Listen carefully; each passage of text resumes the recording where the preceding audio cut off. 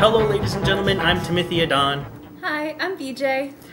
And we are here to talk to you about Robinson Crusoe, which is a fantastic cooperative survival game.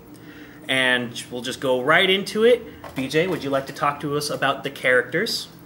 Okay, so we have a few special characters: the explorer, the carpenter, thank you, the soldier, and the cook.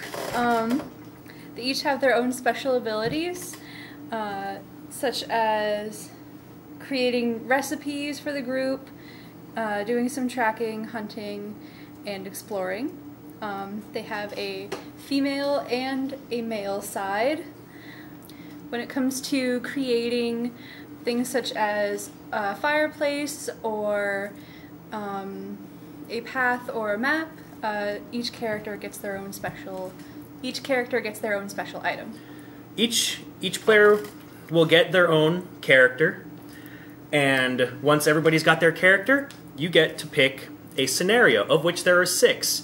So it is a cooperative survival game, and the survival elements are always there. So you're always looking for food, you're always looking for wood and other supplies in order to build your shelters, but each scenario also adds a different element to the game. The very first scenario is very basic. All you are trying to do is gather a large stack of wood to light a giant beacon so you can be rescued. But other ones, like the Cursed Island, are your group trying to excise a demon from the entire island while also still trying to survive. And each scenario basically plays very differently from the other scenarios, even though they all include the same survival elements. So let's just go in to how this game works. Event phase. At the beginning of the game, an event deck gets made from 2 different stacks of cards that have the same backs. And they just determine story elements, if there's a book icon, or adventure elements, if there's an adventure icon. And each thing just kind of has a little bit of fluff, like exhausting night. You've not slept well. Some of you didn't sleep at all. You all had dreadful nightmares. You feel terribly tired. And they all have most of the time bad effects, occasionally good effects that happen. And then after that, if your party is happy or sad, then certain things will happen depending on how good or bad your morale is. You gain determination or you lose determination, depending on how awful everything seems.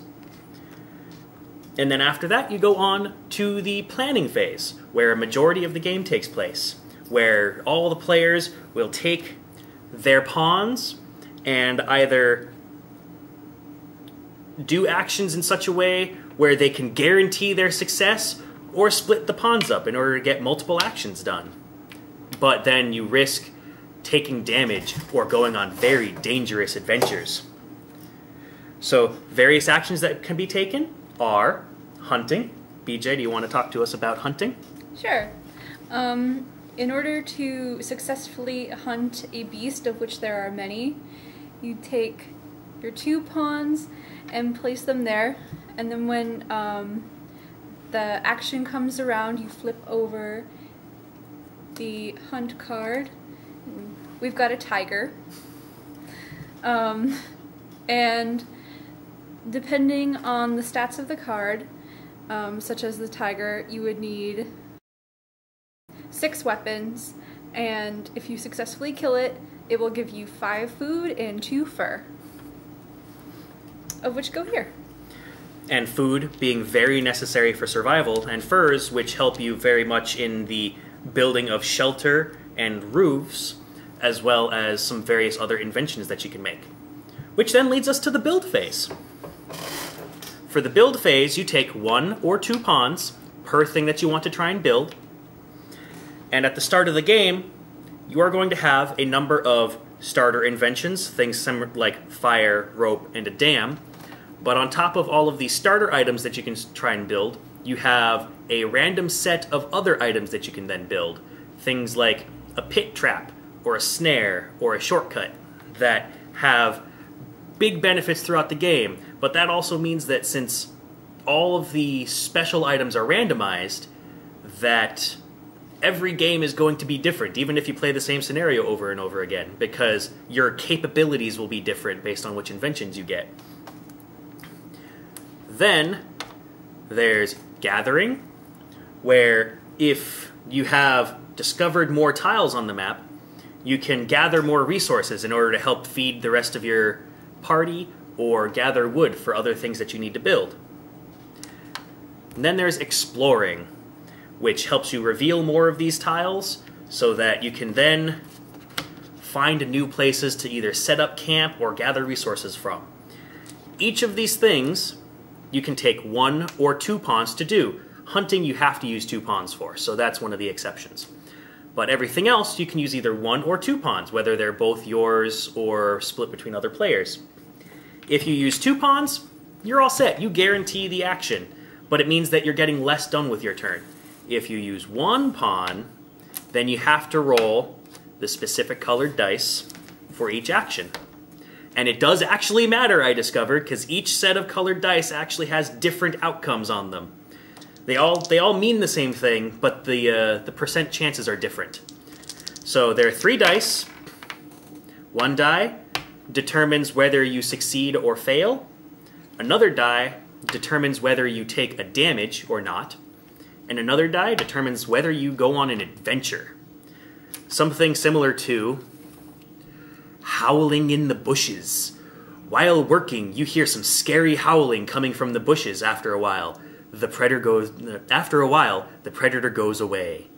It helps if you read the story both at all and properly. After all of that, the other actions are setting up the camp, which helps to raise your party's morale, and resting so that you can heal. After all of that is accomplished, you have the weather phase, where the weatherman then determines what the weather is going to be at the roll of some dice, which is very awful. Always build roofs. They're good for you. And then the night phase, when you have to have enough food for your entire party to eat. And if you don't have enough food, you get to pick somebody who's going to starve for the night. Doesn't that sound fantastic? And then you decide if you're going to move your camp. If you don't have a shelter, then everybody takes damage for sleeping in the open air. And then you move on to the next turn. And you keep on going, trying to achieve your objective within the specific time limit that you are given. So, with all of that in mind, what do you think about the game? I think the game is a lot of fun. I enjoy finding new territory, especially if it's something that we could easily find shelter in, and beating up a bunch of angry beasts. Fighting the monsters is actually very, very interesting and fun, and an enormous amount of random elements to the game, although very detrimental in certain games, actually is a lot of fun because it changes the story.